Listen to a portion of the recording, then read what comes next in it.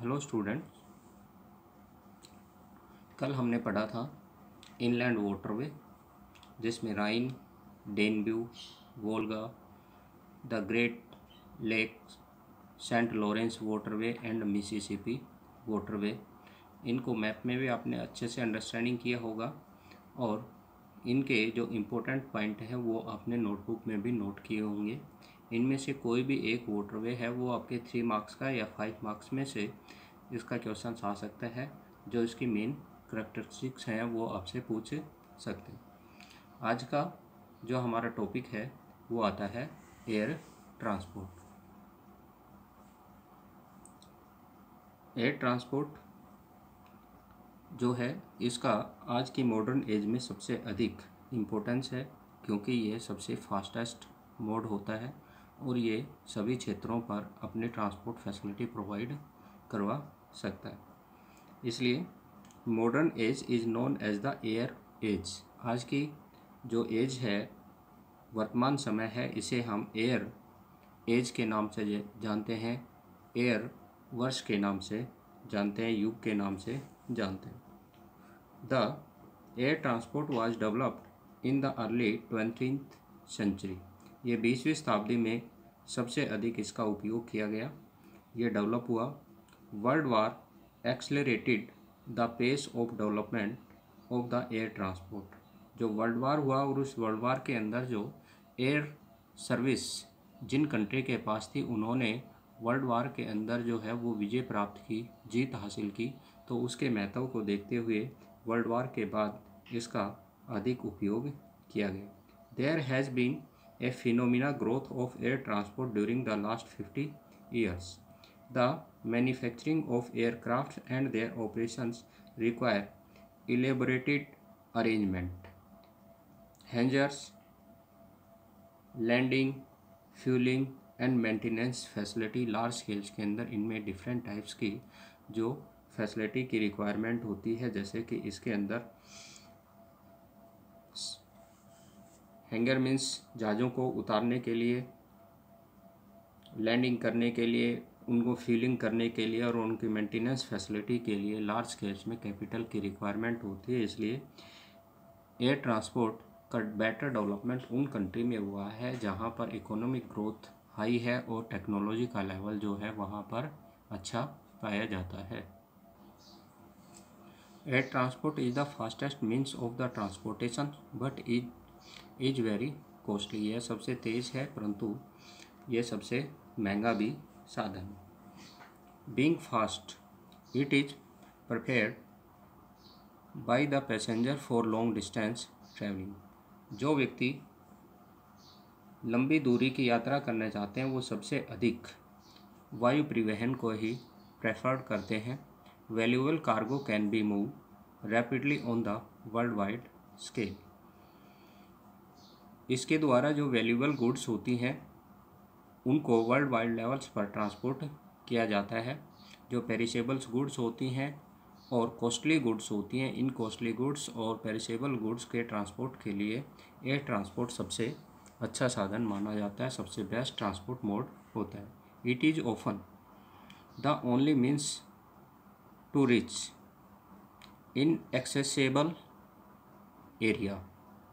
Inaccessible area वो area होते हैं जहाँ पर रोड ट्रांसपोर्ट और रेल ट्रांसपोर्ट की पॉसिबिलिटी नहीं हो पाती है, अर्थात जहाँ पर वाटरवे है, लैंड वे है जिसमें रोड और रेलवे आते हैं, इनकी कहीं पर भी पहुँच नहीं हो पाती है। उन क्षेत्रों पर जो है वो एयर ट्रांसपोर्ट अपनी बेटर ट्रांसपोर्ट फैसिलिटी प्रोवाइड करवाता है। Air transport has brought about A connectivity revolution in the world. वायु परिवहन ने ट्रांसपोर्ट सिस्टम के अंदर एक बहुत ही रिवोल्यूशंस कर दिया है, उसमें क्रांति ला दी गई है। The frictions created by mountain snowfield in hospitables desert terrains have been overcomes.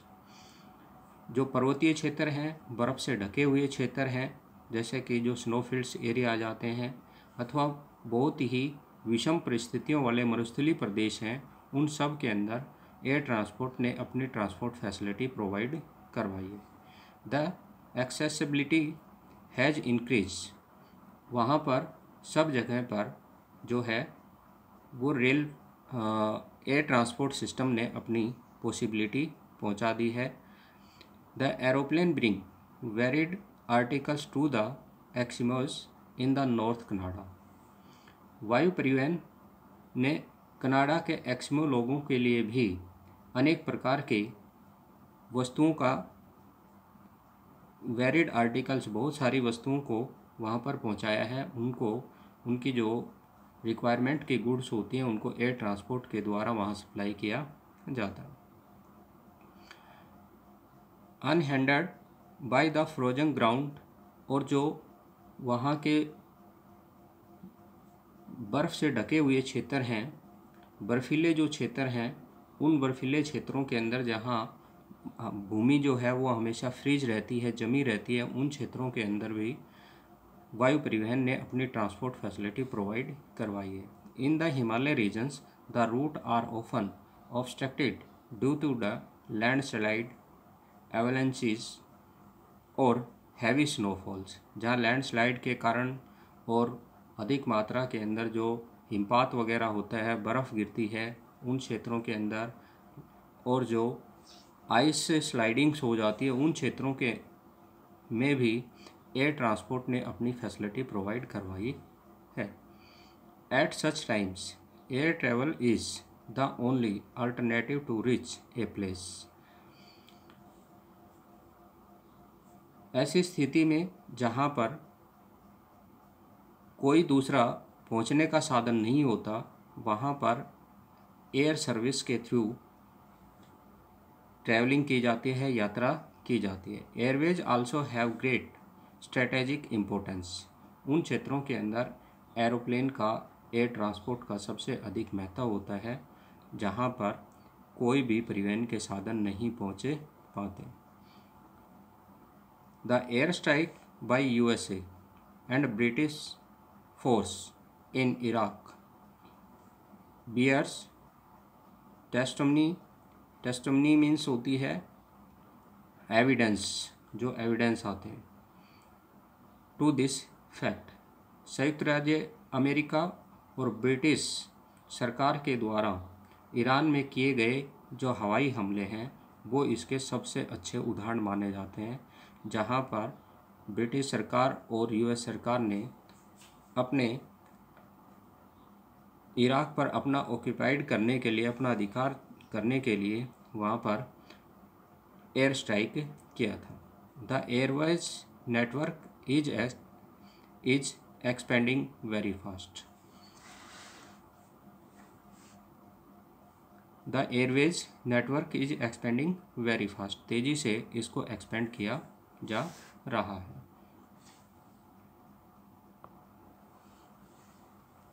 The manufacturing of the aircrafts and their operations require elaborate infrastructures like hangars,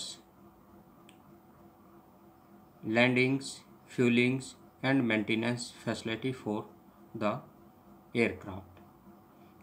वायुयानों के निर्माण और उनकी कार्य प्रणाली के लिए अत्यंत विकसित अर्थव्यवस्था और सुविधाओं की आवश्यकता होती है। बहुत बड़े मात्रा के अंदर इनमें कैपिटल की रिक्वायरमेंट होती है।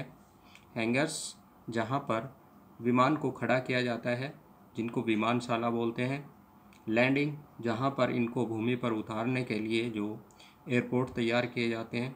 फ्यूलिंग, इनके फ्यूल ईंधन वगैरह जो होता है। एंड मेंटेनेंस, और इसके रख रखाव की फैसिलिटी के लिए बड़े पैमाने पर पूंजी की आवश्यकता होती है। लार्ज स्केल पर कैपिटल रिक्वायरमेंट की आवश्यकता होती है। ये मैंने ऊपर बताया था आपको कि जिन क्षेत्रों के अंदर या कंट्री के अंदर ये कैपिटल की अवेलेबिलिटी होती है, वहाँ एयर ट्रांसपोर्ट का डेवलपमेंट फास्टली होता है। The construction of the airport is also very expensive and has developed more in highly industrialised countries where there is large volume of traffic. हवाई पत्तनों के निर्माण में अत्यधिक पूंजी की आवश्यकता होती है और ये बहुत ही एक्सपेंसिव है, मीन्स खर्चीले हैं। और यह उन्हीं देशों में अत्यधिक होते हैं जहां पर जनसंख्या अधिक है, या फिर वो इंडस्ट्रियलाइज कंट्री हैं जिनमें औद्योगिकरण का विकास तेज़ी से हो रहा है और वहां पर लार्ज स्केल के अंदर एयर ट्रैफिक की रिक्वायरमेंट होती है, अधिक मात्रा में वायु परिवहन की आवश्यकता होती है, वहाँ पर ये तेज़ी से विकसित होते हैं। At present no place in the world is more than 35 hour away. आज विश्व का कोई भी क्षेत्र जो north south east west, north pole south pole, कहीं पर भी ये पॉइंट होते हैं आपके, तो वो 35 आवर्स की डिस्टेंस से अधिक दूरी पर नहीं है। यानी कि हम ग्लोब पर मीन्स अर्थ सरफेस के किसी भी पार्ट पर 35 घंटे में कहीं से भी जा सकते हैं। The Sterling fact has been made possible due to people who build and fly aeroplane। यह एक स्टर्लिंग फैक्ट मीन्स चौंकाने वाला तथ्य है, उन लोगों के कारण संभव हुआ जो वायु परिवहन, जो बुल्ड एंड फ्लाई, जो वायु परिवहन को बनाते हैं और उड़ाते हैं, कि जिनके अंदर क्षमता थी, ये उनके कारण से संभव हो पाया। Travel by air can be now is measured by hour and minutes instead of year and month. जो वर्षों और महीनों के अंदर यात्रा की जाती थी, उस यात्रा को अब हम घंटों और मिनटों के अंदर जो है वो मेजर कर लेते हैं, उनको घंटों और मिनटों में उन क्षेत्रों के अंदर पहुँचे जाते हैं। Frequent air service are available to many part of the world. विश्व के बहुत सारे भागों के अंदर ये सेवाएं जो हैं वो अवेलेबल हो रही हैं। Frequently air service means daily वहाँ पर उपलब्ध हो रही हैं। All the UK pioneered the use of commercial jet transport. USA, Britain का वायु परिवहन जो है, जो वाणिज्य के रूप में मीन्स व्यापार पर्पस के लिए जो है वो उपयोग में लाया गया। यूएसए डेवलप्ड लार्जली पोस्ट वार इंटरनेशनल सिविल एविएशंस। यूएसए ने पोस्ट वार के बाद जो युद्ध हुए, उन युद्धों के बाद में अपने वायु परिवहन को कॉमर्शियल पर्पज़ के लिए यूटिलाइज करने स्टार्ट किए। Today more than 250 commercial airlines offer regular service to different part of the world. आज लगभग विश्व के अंदर 250 से अधिक एयरलाइंस जो हैं वो कॉमर्शियल पर्पज़ के लिए रेगुलर वर्ल्ड के सभी पार्टों को अपनी सुविधा उपलब्ध करवा रहे हैं। आज तो इनकी जो नंबर्स हैं वो और भी अधिक बढ़ गए हैं, ये पहले के डेटा हैं। Recent development can change the future course of air transport. Recently developed can change the future course of the air transport। वर्तमान के अंदर जो विकास की टेक्नोलॉजी तेज़ी से बदल रही हैं, उन टेक्नोलॉजी के आधार पर वायु परिवहन का भविष्य तेज़ी से बदल सकता है। The supersonic aircraft cover the distance between London and New York with in 3.5 hours. Supersonic जो एयरक्राफ्ट जो तेज़ी से चलने वाले हैं, ये लंदन और न्यूयॉर्क के बीच की जो दूरी है उसको 3.5 घंटे में कवर कर सकते हैं। मीन्स जैसे जैसे टेक्नोलॉजी इम्प्रूव हो रही है, वैसे वैसे जो है हमारे एयर ट्रांसपोर्ट्स की जो स्पीड है और उसकी अवेलेबिलिटी है वो भी इंक्रीज होती जा रही है।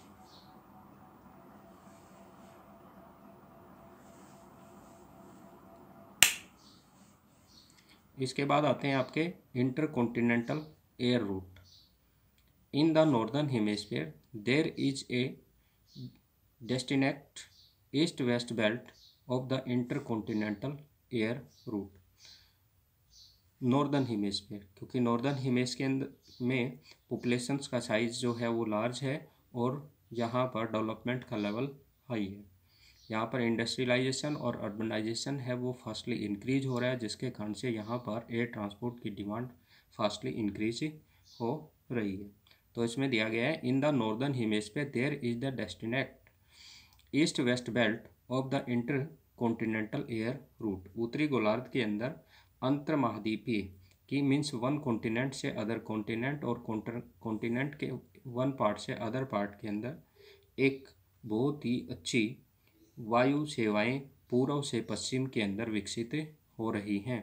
Dense network exist in eastern USA, western Europe and southern Asia. ये अंडरलाइन करें कि एयर सर्विस की सबसे अधिक डेवलपमेंट है वो कहाँ कहाँ पर हुआ है, तो इसमें आपको ध्यान रखना है ईस्टर्न यूएसए, यूएसए के eastern part, western Europe, Europe के वेस्टर्न पार्ट में, और south east Asia, south east Asia के अंदर ये सबसे अधिक विकसित हुए हैं, क्योंकि ये सारे पार्ट जो हैं वो highly urbanize and industrialize developed part है। USA alone account for 60% of the airways of the world.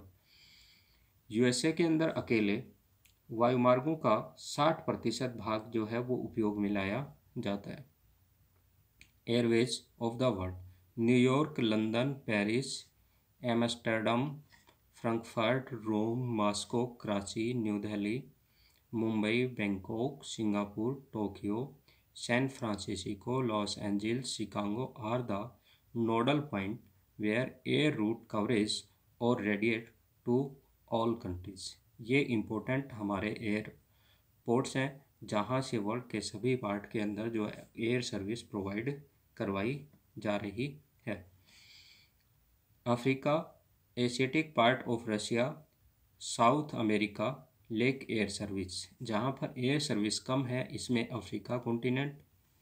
Asiatic part of Russia, Russia का एशिया के अंदर कवर्ड जो पार्ट है वो साउथ अमेरिका, साउथ अमेरिका पूरा कॉन्टिनेंट, इसके अंदर एयर सर्विस कम है क्योंकि यहाँ पर डेवलपमेंट का लेवल लेस है, यहाँ पर टेक्नोलॉजी की लेस अवेलेबिलिटी है, और इस रीजन्स के अंदर जो हैं ये स्पेयर पॉपुलेशंस है, मीन्स यहाँ पर पॉपुलेशंस भी जो है वो बहुत कम है, डेवलपमेंट का लेवल कम है, और यहाँ पर इंपोर्ट एक्सपोर्ट कम होता है।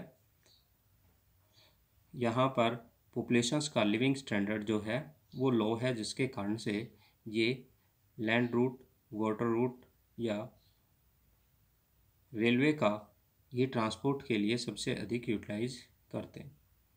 There are limited air service between 10 to 35 latitude in the southern hemisphere due to the sparser populations, limited land mass and less economic development। इस रीजन में जो हमारे साउथ हेमिस्फीयर का 10 से 35 डिग्री लैटिट्यूड का part आता है, इसके अंदर एयर ट्रांसपोर्ट की फैसिलिटी बहुत ही पुअर है, क्योंकि यहाँ पर कम पॉपुलेशन है और इकोनॉमिक डेवलपमेंट का लेवल लेस है। साथ ही यहाँ पर जो हमारे ओशियन पार्ट हैं वो ज़्यादा हैं और जो हमारे लैंड मास हैं वो कम है, जिसके कारण से 10 डिग्री से 35 डिग्री लैटिट्यूड के बीच में एयर सर्विस बहुत ही पुअर कंडीशंस में पाई जाती है, बहुत अच्छी स्थिति के अंदर नहीं है। यहाँ एयर सर्विस ना के बराबर पाई जाती हैं। जैसे कि एक बार आप इसको मैप में देखें, मैप के अंदर ये आ जाता है आपका यहाँ से लगभग 10 डिग्री से लेकर के और यहाँ तक 30 डिग्री तक का पार्ट आ जाता है, जिसके अंदर ये पूरे आइलैंड्स एरिया आ जाते हैं हमारे, कुछ ऑस्ट्रेलिया के पार्ट आ जाते हैं, कुछ एशिया के ये आइलैंड्स वगैरह जैसे कि आपके इंडोनेशिया, सिंगापुर वगैरह आते हैं, इनके अंदर है, लेकिन ये हमारे कहाँ पर आ जाते हैं, इस पार्ट के अंदर आ जाते हैं। तो 10 डिग्री से 30 डिग्री तक का ये पार्ट आ जाता है, ये आपका 0 डिग्री है। इसके बाद ये 10 डिग्री यहाँ तक आ जाते हैं।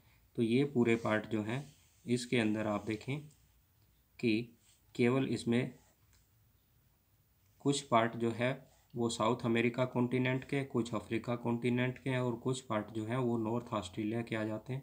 बाकी के सारे पार्ट जो हैं वो आपके एशिया के सदर्न एशिया के पार्ट हैं वो ऊपर चले जाते हैं, 10 डिग्री से ऊपर चले जाते हैं। जो सिंगापुर हैं, इंडोनेशिया वगैरह हैं, जकार्ता वगैरह हैं, ये ऊपर चले जाते हैं 10 डिग्री से। तो इस रीजन्स के अंदर जो हमारे ओशियंस पार्ट हैं वो सबसे ज़्यादा है, ये पूरा ओशियन पार्ट आ जाता है। लैंड पार्ट जो है वो स्मॉल है, बहुत ही छोटे हैं। और यहाँ पर इकोनॉमिक डेवलपमेंट का कम इकोनॉमिक डेवलपमेंट यहाँ पर कम है।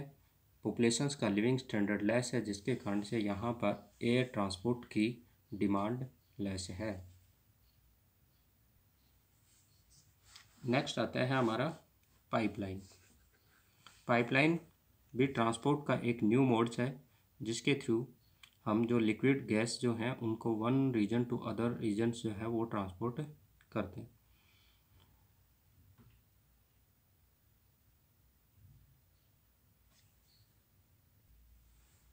पाइपलाइन को पढ़ने से पहले एक पॉइंट रह गया आपका, एयर ट्रांसपोर्ट के एडवांटेज और डिसएडवांटेज, ये आपके 3 मार्क्स के अंदर क्वेश्चन पूछ सकते हैं। तो इसमें सबसे पहले हम पढ़ते हैं the chief characteristics of air transport या advantage of air transport. Air transport is the fastest and the costest mode of transportations, ये सबसे तेज़ और सबसे महंगा है। दूसरा है heavy commodity of low specific value can not be transport by air. इसके अंदर जो है वो हम जो भारी वस्तुएं हैं और हल्की वस्तुएं होती हैं उनको हम ट्रांसपोर्ट नहीं कर सकते, केवल इसके अंदर जो हाई वैल्यूबल्स गुड्स होती हैं वो ही ट्रांसपोर्ट की जाती हैं। अर्थात heavy commodity of low specific value can not be transported by air. Next characteristics के अंदर आती है this is most suited for transporting light costly and perishable commodity. ये ऊपर आपको बता ही चुके हैं कि जो लाइट गुड्स होती हैं, कॉस्टली गुड्स होती हैं और पेरिशेबल्स गुड्स होती हैं, उनके लिए ये सबसे अधिक उपयोग किया जाने वाला परिवहन का साधन है। Air transport is widely use for the supply food and medicine to people hit by natural calamities such as flood, famine, earthquake. जो बाढ़ की स्थिति आ जाती है, सूखे की स्थिति हो जाती है या भूकंप की स्थिति उत्पन्न हो जाती है, ऐसी स्थिति में एयर ट्रांसपोर्ट जो है वो सबसे अधिक लोगों को भोजन और दवाइयाँ पहुँचाने के लिए उपयोग में लाया जाता है। नेक्स्ट करेक्टरिस्टिक्स होती है air transport is the main strength of the country in the event of war. युद्ध की स्थिति में ये देश की सबसे महत्वपूर्ण शक्ति के रूप में, स्ट्रेंथ के रूप में यूज किया जाता है। जिसके पास एयर ट्रांसपोर्ट की फैसिलिटी, एयरफोर्स की बेटर फैसिलिटी होती है, वही कंट्री जो है वो युद्ध में अपनी जीत निश्चित कर सकता है। नेक्स्ट आता है it is very useful method of transport in the mountain area where road and railway can not be easily constructed. जिन क्षेत्रों के अंदर रोड और रेलवे और वाटरवे का कंस्ट्रक्शन करना ईजी नहीं होता है, वहाँ पर एयर सर्विस ही ट्रांसपोर्ट का सबसे अच्छा मोड, उपयोगी माध्यम होता है। जैसे कि इंडिया के नॉर्थ ईस्टर्न स्टेट हैं, इनके अंदर एयर सर्विस ही ट्रांसपोर्ट का सबसे बेटर सोर्स है। यहाँ पर पवन हंस हेलीकॉप्टर है, वो इन माउंटेन रीजन्स के पॉपुलेशंस को अपनी ट्रांसपोर्ट फैसिलिटी प्रोवाइड करवाता है। अब आता है आपका पाइपलाइन। पाइपलाइन हमारे ट्रांसपोर्ट का न्यू मोड्स है, जिसके अंदर हम लिक्विड और गैस जो हैं इनको हम ट्रांसपोर्ट कर पाते हैं। Pipeline are use extensively to transport liquid and gas such as water, petroleum and natural gas from the uninterpreted flow. बिना किसी रुकावट के जो है वो हम लिक्विड गैस और वाटर को, पेट्रोलियम पदार्थों को, नेचुरल गैस को एक स्थान से दूसरे स्थान पर पहुंचा सकते हैं। Water supply through pipeline is familiar to all. इसके बारे में आप सभी जानते हैं कि पाइपलाइनों के द्वारा जल की आपूर्ति सबसे पहले की जाती थी। कुकिंग गैस और LPG is supply through pipeline in many part of the world. विश्व के बहुत से भागों के अंदर जो हमारी एलपीजी गैस है, कुकिंग गैस जो घर के अंदर खाना वगैरह पकाने के लिए जो यूज की जाती है, इसको वर्ल्ड के एक क्षेत्र से दूसरे क्षेत्र के अंदर पहुंचाई जा रही है। Pipeline can also be use to transport liquid coal. कोयले को तरल पदार्थ के रूप में परिवर्तित करके इनको भी पाइपलाइनों के द्वारा इनके डिमांड रीजन तक सप्लाई किया जा रहा है।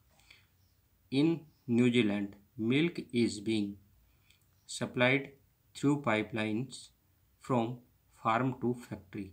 ये ध्यान में रखना है आपको, 1 मार्क्स में पूछ सकता है, which country milk transport by pipeline. दूध कौन सा देश पाइपलाइन के द्वारा ट्रांसपोर्ट करता है, सप्लाई करता है, तो ये आपको ध्यान में रखना है, न्यूजीलैंड आता है। In USA there is a dense network of oil pipeline from the production area to manufacturing या रिफाइनरी एरिया। कंज्यूमिंग एरिया, जो उनके प्रोडक्शन एरिया और उनके कंज्यूमिंग एरिया हैं, जो रिफाइनरी वगैरह लगी हुई है, वहाँ पर तेल पाइपलाइनों के द्वारा जो है वो यूएसए के अंदर सप्लाई किया जाता है। Begins is one such famous pipeline. USA की सबसे जो फेमस पाइपलाइन बिगिंस है, जिसके अंदर पेट्रोलियम पदार्थ को Gulf of Mexico to the north eastern state, Gulf of Mexico से नॉर्थ ईस्टर्न स्टेट के अंदर सप्लाई किया जाता है। जो यूएसए की नॉर्थ ईस्टर्न स्टेट हैं उनको gulf of Mexico means gulf of Mexico यहाँ है और नॉर्थ और ईस्टर्न स्टेट यहाँ है। इन गल्फ ऑफ मैक्सिको से इसको यहाँ पर तेल की सप्लाई की जाती है, तो ये बिग इंच पाइपलाइन के थ्रू की जाती है। About 70% of the all freight पर ton kilometre is carried through the pipeline in USA. जो टोटल हमारा एक्सपोर्ट या इंपोर्ट या ट्रैवलिंग की जाने वाली गुड्स हैं, उसका 70% अकेला जो है वो पाइपलाइनों के थ्रू ट्रांसपोर्ट किया जाता है। इसके बाद आते हैं आपके यूरोप के अंदर।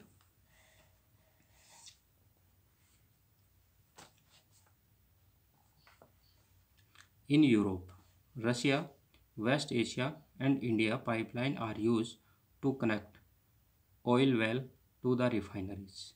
जो तेल के कुएँ हैं, उन तेल के कुओं में यूरोप, रशिया और वेस्ट एशिया और इंडिया की जो पाइपलाइनें हैं वो उनके रिफाइनरी रीजन तक पहुंचाती है एंड टू पोर्ट और डोमेस्टिक मार्केट, और बंदरगाहों और डोमेस्टिक घरेलू बाज़ार तक इसको पहुंचाया जाता है।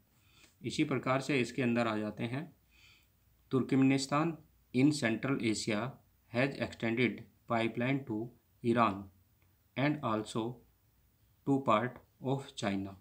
मध्य एशिया में स्थित, एशिया कॉन्टिनेंट के बीच में स्थित जो तुर्कमेनिस्तान है से पाइपलाइन ईरान और चीन के कुछ भागों तक इसको एक्सटेंड किया गया है, इसको बढ़ाया गया है। जो चीन को तुर्कमेनिस्तान के पाइप के ऑयल्स को जो है ईरान, तुर्कमेनिस्तान और चाइना को सप्लाई किया जाता है। मीन्स ईरान से पाइपलाइन जो है वो आगे चाइना तक इसके को एक्सटेंड कर दिया गया है, इसको बढ़ा दिया गया है। इसके बाद आती है the proposed Iran India via Pakistan international oil and natural gas pipeline will be the longest in the world. एक पाइपलाइन बिछाने का प्रस्ताव है जो ईरान के तेल को भारत पहुंचाएगी वाया पाकिस्तान, पाकिस्तान होकर के, जो एक इंटरनेशनल पाइपलाइन होगी जिसमें नेचुरल गैस और ऑयल दोनों के सप्लाई के लिए ये पाइपलाइन बिछाई जाने का प्रस्ताव है, जो विश्व की सबसे लंबी पाइपलाइन होगी। इसके बाद आते हैं advantage and disadvantage of pipelines. Pipelines के एडवांटेज क्या होते हैं? Pipeline can be laid through difficult terrains as well as under water. Pipeline को हम कहीं भी, किसी भी जो उबड़ खाबड़ घाटियाँ वगैरह होती हैं और समुद्र या जल के नीचे भी इसको हम बिछा सकते हैं, वहाँ से भी हम इसको जो गुड्स हैं उनको ट्रैवलिंग कर सकते हैं। नेक्स्ट करैक्टरिस्टिक्स आती है इसकी। Initial cost of laying pipeline in high, but subsequent cost of maintenance and the operation is low. Initial cost means जो प्रारंभिक लागत आती है स्टार्टिंग के अंदर पाइपलाइन को लेइंग करने के लिए, बिछाने के लिए अधिक लागत आती है, लेकिन बाद में इसको ऑपरेट करना और इसकी मेंटेनेंस कॉस्ट है वो बहुत ही कम होती है। Pipeline ensure steady supply, pipeline के थ्रू हम लगातार लिक्विड मटेरियल की सप्लाई कर सकते हैं बिना किसी रुकावट के। Next characteristics, it minimize tranship loss and delay, इससे जो हमारे ट्रांसपोर्ट के अंदर गुड्स ख़राब हो जाती हैं या बेकार हो जाती हैं या लॉस हो जाता है या वो लेट हो जाती हैं, उनसे बचा जा सकता है। इसके थ्रू हम रेगुलर जो है वो गुड्स की सप्लाई कर सकते हैं। इसमें हम ऑल सीजन्स के अंदर भी अपनी जो लिक्विड मटेरियल्स होते हैं उनकी सप्लाई को रेगुलर रख सकते हैं। Next, pipeline operation involve very low consumptions of energy, pipeline के अंदर सप्लाई के थ्रू जो है एनर्जी की रिक्वायरमेंट बहुत ही कम होती है, क्योंकि इसमें एक तरफ पाइपलाइन के थ्रू लिक्विड मटेरियल को डाला जाता है और दूसरी तरफ जो है वो इसको रिसीव कर लिया जाता है। नेक्स्ट आता है, it is quick, cheap, efficient and environmental friendly mode of transport, यह सबसे तेज़, सबसे सस्ता और सबसे अधिक उपयोगी और पर्यावरण हितैषी परिवहन का साधन माना जाता है। नेक्स्ट आता है इसका डिसएडवांटेज ऑफ पाइपलाइन, पाइपलाइन की जो कमियां हैं जिसके कारण से ये ट्रांसपोर्ट के लिए अधिक यूज भी नहीं किया जाता। इसमें सबसे पहली कमी है, there is no elasticity in pipeline transport, pipeline को एक बार डालने के बाद उसकी जो क्वांटिटी है उसको इंक्रीज और डिक्रीज नहीं किया जा सकता, यानी कि लगातार उसमें एक ही प्रवाह के साथ गुड्स जो हैं वो ट्रांसपोर्ट होती है।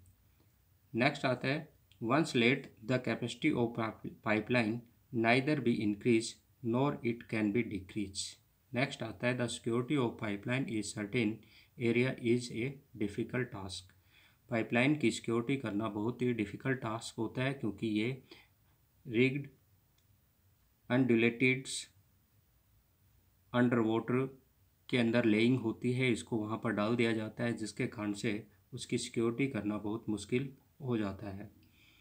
Next, it is difficult to detect leakage, इसके लीकेज वगैरह कहीं पर हो जाता है तो उसको डिटेक्ट करना जो है वो बहुत ही हार्ड हो जाता है, उसको खोजना बहुत मुश्किल हो जाता है। नेक्स्ट आता है, in the event of damage pipeline can not be easily repaired, अगर कहीं पर लीकेज हो जाता है, डैमेज हो जाती है पाइपलाइन, तो उसको रिपेयर करना भी बहुत ही हार्ड वर्क होता है, इजी वर्क नहीं होता है। तो ये इसके कुछ डिसएडवांटेज हैं जिसके कारण से जो है वो पाइपलाइन को कुछ रीजन्स के अंदर यूटिलाइज नहीं किया जाता है।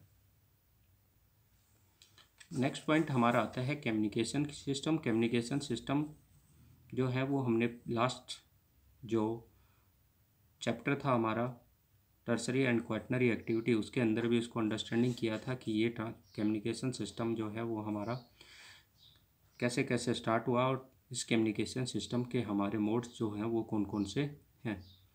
तो इसमें हमने बताया था कि when people transport data, ideas, thought one person to another person, one region to another region is known as communication. Starting के अंदर कम्युनिकेशन सिस्टम है उसके अंदर ट्रांसपोर्ट की रिक्वायरमेंट होती थी, लेकिन आज हमारे पास सैटेलाइट और इंटरनेट जैसे ट्रांसपोर्ट फैसिलिटी हैं जिनके अंदर हम इनमें ट्रांसपोर्ट का उपयोग नहीं किया जाता, परिवहन का उपयोग इनमें नहीं किया जाता। तो इसमें हम देखते हैं, human being have use different method long distance communication of which the telegraph and the telephone were important. लंबी दूरी में संचार हेतु मनुष्य अनेक प्रकार के मेथड्स का उपयोग करता है, जिसमें टेलीग्राफ और टेलीफोन सबसे महत्वपूर्ण थे। The telegraph was instrumental in the colonizations of the American west. ये इम्पोर्टेंट पॉइंट है, ये आपको ध्यान में रखना है कि टेलीग्राफ पश्चिम में अमेरिका के उपनिवेशवाद का साधन बना। वेस्टर्न के अंदर जो यूरोपियन कंट्री वेस्ट के अंदर अमेरिका को अपना कॉलोनाइजेशन सेटअप किया, वो टेलीग्राफ के थ्रू ही किया, क्योंकि टेलीग्राफ की फैसिलिटी सबसे पहले यूएसए के अंदर ही आई थी। इस टेक्नोलॉजी को रिसीव करने के लिए जो यूरोपियन कंट्री हैं, उन्होंने अमेरिकन कंट्री यानी वेस्टर्न साइड की ओर जाकर के अपने कॉलोनीज सेटअप करने स्टार्ट किए थे। During the early and the mid 20th century, the American Telegraph and Telephone Company, ये अमेरिका की एक टेलीफोन फैसिलिटी और टेलीग्राफ फैसिलिटी प्रोवाइड करने वाली कंपनी है। American telegraph and telephone company enjoy a monopoly over USA telephone. USA के सभी telephone की जो सर्विस थी उन पर केवल एक कंपनी की मोनोपोली थी, एक कंपनी का अधिकार था, जिसका नाम था American telegraph and telephone company. In fact the telephone became the critical factor in the urbanisations of America. America के अंदर टेलीफोन ने नगरीकरण में एक क्रांतिकारी परिवर्तन लाया। In fact, the telephone became the critical factor in the urbanizations of America. America के अंदर जो अर्बनाइजेशंस में क्रांति आई, मीनिंग यानी कि नगरीकरण का तेज़ी से विकास हुआ, उसमें टेलीफोन का एक इम्पोर्टेंट रोल था, क्योंकि टेलीफोन के थ्रू हम लार्ज डिस्टेंस के जो डेटा थे और जो अदर्स थॉट्स वगैरह थे, आइडिया वगैरह थे, उनको ईजिली हम लार्ज डिस्टेंस से रिसीव कर पाते थे। Firms centralise their functioning at city headquarter and located their branch office in smaller town.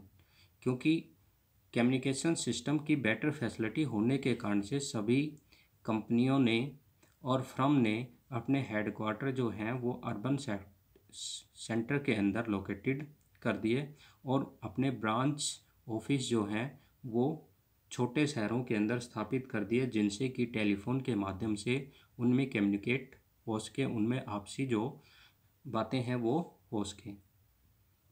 Even today the telephone is the most commonly use mode. आज के समय के अंदर टेलीफोन जो है वो सभी क्षेत्रों के अंदर उपयोग में सर्वाधिक उपयोग में लाया जाने वाला संचार का साधन बन गया है। In developing country the use of cell phone made possible by satellite. Developing country हैं, उनके अंदर भी उपग्रहों के माध्यम से सेल फोन का उपयोग बढ़ गया है।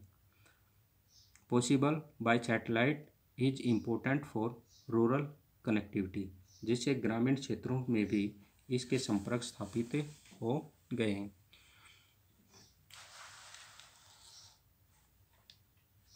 नेक्स्ट आता है today there is the phenomenal pace of the development. आज विकास तेजी से हो रहा है। फिनोमिनल मीन्स एक अद्भुत गति से इकोनॉमिक डेवलपमेंट हो रहा है। The first major breakthrough is the use of optical fibre cable, OFC ये शॉर्ट फॉर्म में है, तो ये ध्यान में रखना है। ऑप्टिकल फाइबर केबल्स जो आज हमारे कम्युनिकेशन सिस्टम की क्वालिटी को इम्प्रूव करने के लिए और उसकी स्पीड को इम्प्रूव करने के लिए जो हमारे कॉपर वायर थे, उन कॉपर वायर की जगह पर ऑप्टिकल फाइबर केबल्स हैं वो यूज की जा रही हैं, जिससे जो हमारे सर्विस हैं वो बेटर क्वालिटी की, बिना किसी समस्या के, बिना किसी लीकेज के जो हमारे डेटा हैं वो एक स्थान से दूसरे स्थान पर पहुँच रहे हैं। Face with mounting competitions, telephone companies all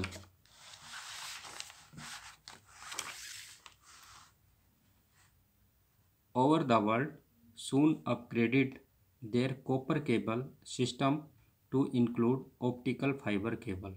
में ये परिवर्तित कर रही है। This allow large quantities of data to be transmitted rapidly, securely, and are virtually error-free with the destinations of information. In the 1990s, the telecommunications slowly merged with computer to form integrated network termed as internet. Internet technology के आने से जो हमारा communication system है वो अब computer से connected हो गया है। 1990 के डिकेड के बाद से, 1990 के दशक के बाद से कम्युनिकेशन सिस्टम जो है वो कंप्यूटर से में तब्दील हो रहा है, धीरे धीरे कंप्यूटर के अंदर बदल रहा है, उसको कंप्यूटर के अंदर इंटीग्रेटेड किया जा रहा है। इसके बाद आता है हमारा satellite communication. What do mean satellite communications? जो हमारे आर्टिफिशियल सैटेलाइट्स हैं, इन सैटेलाइट्स को हम कनेक्टेड करके और वहाँ से कम्युनिकेशन फैसिलिटी रिसीव करते हैं तो उसको हम सैटेलाइट कम्युनिकेशन का नाम देते हैं। तो इसमें एक communication satellite is an artificial satellite that relay and amplify radio telecommunications signal via a transmitter. It create a source transmitted and the receiver of the different locations of the earth. कि पृथ्वी के ऊपर जो विभिन्न प्रकार के हमारे transmitter centre बने हुए हैं, इन ट्रांसमीटर सेंटर को हम सैटेलाइट से कनेक्टेड करके और डिफरेंट टाइप्स के जो फ्रीक्वेंसी है, रिले हैं, इनके थ्रू हम कम्युनिकेशन सिस्टम की फैसिलिटी प्रोवाइड कर रहे हैं, रिसीव कर रहे हैं। Satellite communications are used for television, telephone, radio, internet, military station and climate conditions, weather conditions के लिए भी जो हैं वो हम इनका यूटिलाइज कर रहे हैं। Today, Internet is the largest electronic network on the planet, connecting about 1,000 million people in more than 100 countries. आज इंटरनेट के द्वारा जो एक इलेक्ट्रॉनिक नेटवर्क सिस्टम है, विश्व के 1000 मिलियन पीपल्स और 100 देशों की कनेक्टिविटी जो है वो हो रही है। यानी कि लगभग 100 से अधिक देशों के लगभग 1000 करोड़ लोग इंटरनेट के थ्रू डिफरेंट टाइप्स की फैसिलिटी और डेटा, आइडिया और कम्युनिकेशन सेवाएं रिसीव कर रहे हैं। बॉक्स में देखिए, satellite touch human lives in many ways. Every time you use a cell phone to call a friend, send an SMS and watch a popular program on cable television, you are using satellite communication. जो आप cell phone use कर रहे हैं, अपने friends को SMS भेज रहे हैं, आप अपने केबल टीवी पर अपने पॉपुलर प्रोग्राम्स जो है देख रहे हैं, पसंदीदा प्रोग्राम्स जो देख रहे हैं, वो सारे सैटेलाइट कम्युनिकेशंस को के थ्रू ही आपको रिसीव हो रहे हैं। लगातार आप उनका यूज कर रहे हैं। इसके बाद आता है आपका the communication through satellites emerged as a new area of the communication technology since 1970 after USA and former USSR pioneered space research. 1970 के दशक में संयुक्त राज्य अमेरिका और पूर्व सोवियत संघ के द्वारा अंतरिक्ष विज्ञान, स्पेस रिसर्च के अंदर जो अपने शोध किए, रिसर्च की, तब से उपग्रहों के माध्यम से संचार सुविधा की तकनीकी का आरंभ हुआ और एक नए कम्युनिकेशन एज की शुरुआत हुई। Now the successfully deployed in the earth orbit to connect even the remote corner of the globe with limited on the site verification. जो ग्लोब के बहुत ही रिमोट एरिया थे, पिछड़े हुए क्षेत्र थे, जहाँ पर पहुँचना बहुत आसान नहीं था, उन ग्लोब के क्षेत्रों से उन दूरस्थ भागों को जोड़ने के लिए जो हमारे आर्टिफिशियल सैटेलाइट हैं, इन्होंने महत्वपूर्ण सफलता हासिल की। यानी कि हम आर्टिफिशियल सैटेलाइट के थ्रू उन क्षेत्रों पर भी अपनी पहुंच बनाई जो बहुत ही दूर के क्षेत्र थे, जहां पर ह्यूमन बीइंग के पहुंचने की पॉसिबिलिटी नहीं थी। Globe with limited on the site verification, these have rendered the unit cost and limit the communication invariant in the terms of the distance। इस तकनीकी के प्रयोग से जो दूरी के संदर्भ में संचार में लगने वाला जो मूल्य था और जो समय था, जिसमें बहुत अधिक कमी आई है और उसको बड़े पैमाने पर नियंत्रण कर लिया गया है। This means the cost the same of the communicates over 500 kilometre as does to over 5000 kilometre via satellite. Means satellite communication से पहले जो कम्युनिकेशंस करने के लिए अधिक दूरी वाले स्थान थे, वहाँ पर कॉस्ट अधिक आती थी, लेकिन आज